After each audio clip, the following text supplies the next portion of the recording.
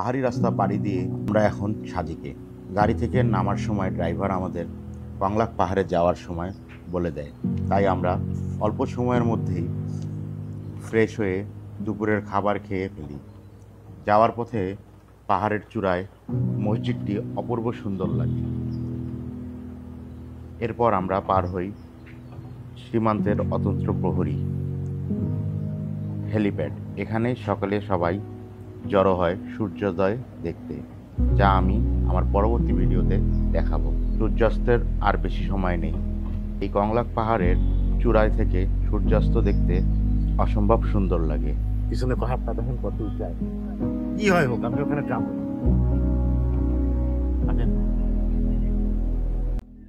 আমরা এখন মোটামুটি এখানে রাস্তা কমপ্লিট। কংলাক পাহাড় একদম উপরেরটা।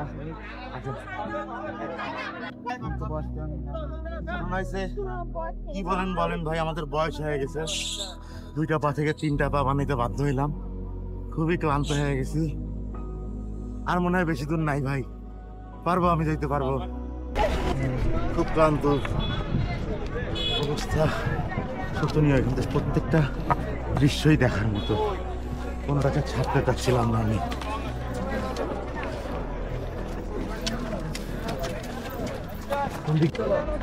বলতে চাই অনেক কিছু ভাই, আমার খুব বয়স হয়ে গেছে বুঝছেন। আমি তো কোথায় থেকে কোথায় আসলাম না, ও স্যার অল্প একটু আছে, চলেন।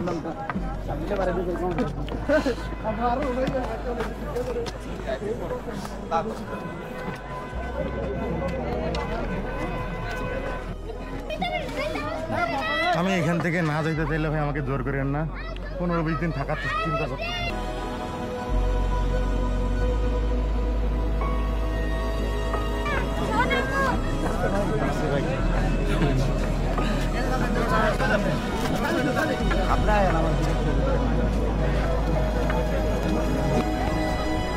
ভাই হেনা কই?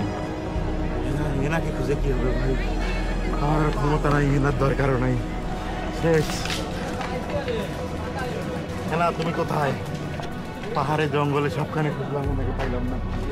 তুরন্ত কঙ্কাল পাহাড়ের একদম সর্বোচ্চ চূড়ায় এসে দাঁড়াইলাম ভাই।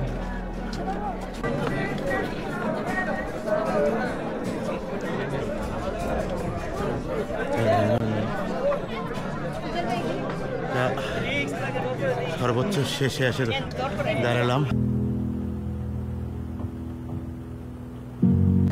অপূর্ব।